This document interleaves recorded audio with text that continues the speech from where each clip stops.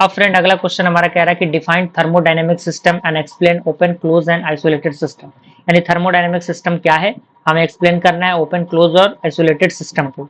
तो thermodynamic system कह रहा है कि thermodynamic system is a specified quantity of matter or region in space chosen for study where energy iteration such as heat or and work transfer occur. यानी जो thermodynamic system है एक प्रकार का स्पेसिफाइड क्वांटिटी ऑफ मैटर है जो space के अंदर जो चूज होता है स्टडी करने के लिए, जहाँ पे जो एनर्जी का इंटरेक्शन होता है जैसे कि हीट और वर्क ट्रांसफर्ड होता है, वहां पे ये अकर होता है।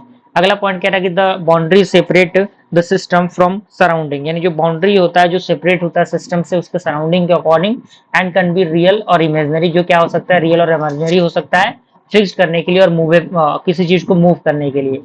अगला पॉइंट कह रहा है कि everything external to the system is called surrounding. यानी जो भी चीजें एक्सटर्नल होती हैं सिस्टम के, जिसे हम लोग सराउंडिंग कहते हैं। दूसरा पॉइंट कह रहा है कि the system plus surrounding equal to universe, जो कि थर्मोडायनेमिक टर्म होता है। अब यहाँ पे टाइप आता है थर्मोडायनेमिक सिस्टम का, तो यहाँ पे सबसे पहला आपका है ओपन सिस्टम, जिसमें mass and energy can occur the boundary. यानी बाउंड्री पे जो मास और एनर्जी जो होगा वो मिलेगा। एंड अगला पॉइंट कह रहा है कि it allows flow of matter. यानी ये फ्लो ऑफ मैटर को, हीट को और वर्क को अलाउ करता है। एग्जाम्पल दिया गया है steam turbine, boiler, internal combustion engine, water flowing through a pipe. Characteristics दिए गए हैं used in most flow process and both the mass flow and the energy transferred. Okay.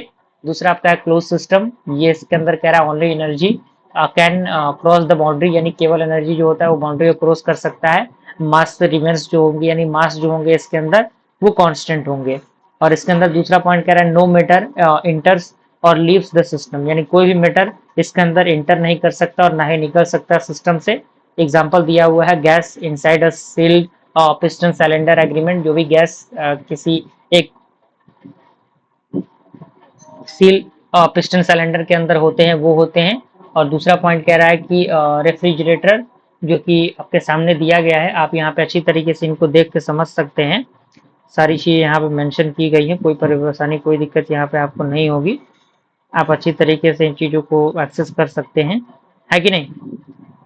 Characteristics भी दिए गए हैं। तीसरा आपका आता है आइसोलेटेड सिस्टम का, दूसरा एग्जांपल है, तीसरा उसका कैरेक्टरिस्टिक्स है।